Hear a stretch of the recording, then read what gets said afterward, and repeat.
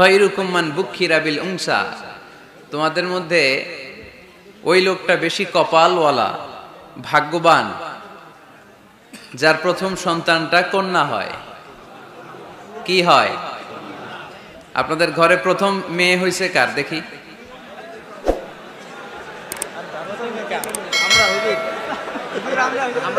ঠিক আছে, মাশাআল্লাহ। হাত নামান, হাত নামান। ছোট বাচ্চারাও তুলছে হাত। ওরা ভাবছে অন্যরাও তুলছে, আমরাও তুলি।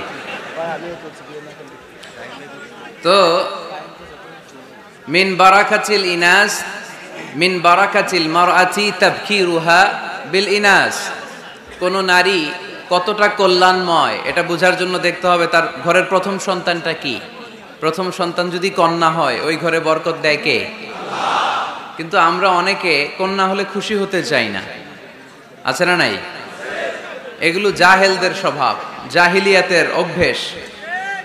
ছেলে হইলে অনেক খুশি, এলাকার সবাই মিষ্টি খাওয়ায়।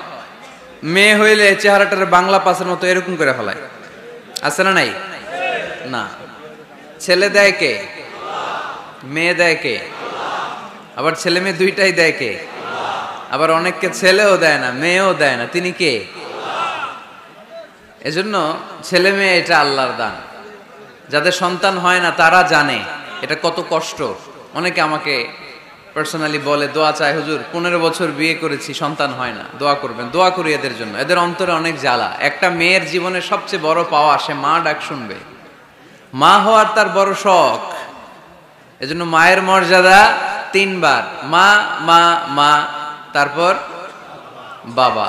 মান আহাক্কু বিহুসনি সাহাবাতি ইয়া রাসূলুল্লাহ, হে আল্লাহর রাসূল, সবচেয়ে ভালো আচরণ কার সাথে করব? তোমার মায়ের সাথে। তারপর মায়ের সাথে, তারপর বাবার সাথে। তার মানে ইসলাম মাকে দিয়েছে গোল্ড মেডেল।